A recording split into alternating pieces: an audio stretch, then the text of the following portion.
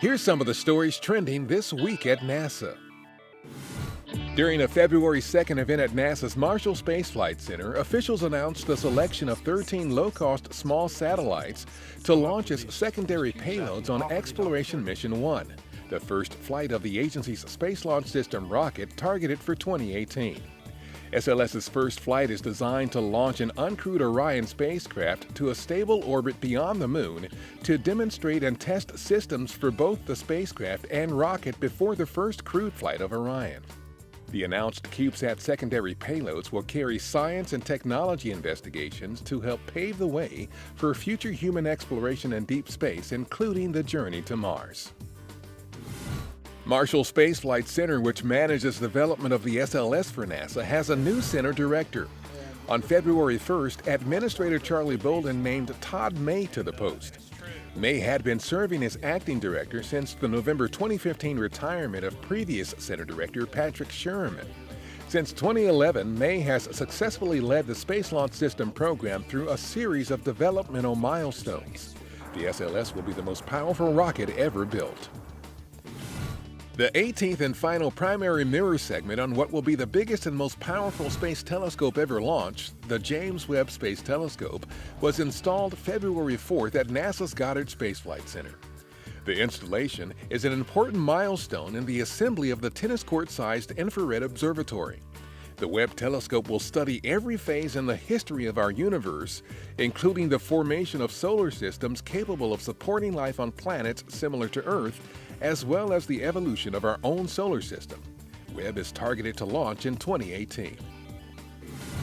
On February 3rd, NASA's Juno spacecraft executed the first of two maneuvers to fine-tune its course to its target destination, Jupiter.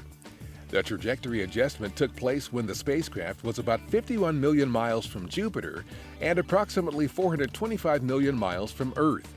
Juno will spend a year studying Jupiter's atmosphere, interior, and magnetosphere from an unprecedented perspective. This will improve our understanding of the solar system's beginnings by revealing the origin and evolution of the planet. Juno, which is scheduled to rendezvous with Jupiter on July 4th, will perform the next trajectory correction maneuver around late May.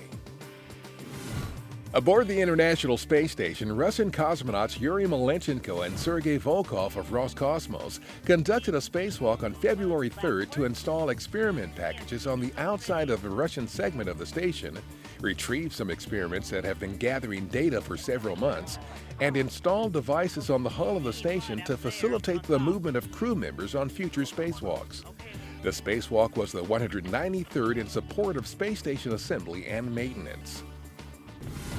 About 8 acres of redwood planks previously used as roofing material for Ames Research Center's iconic Hangar 1 at Moffett Field, California, have found new purpose at nearby Levi's Stadium, the brand new home of the National Football League's San Francisco 49ers and the site of the February 7th Super Bowl. Incorporating the reclaimed and locally sourced material into the stadium structure earned it the federally recognized Leadership in Energy and Environmental Design Gold certification. And that's what's up this week at NASA. For more on these and other stories, follow us on social media and visit www.nasa.gov/twan.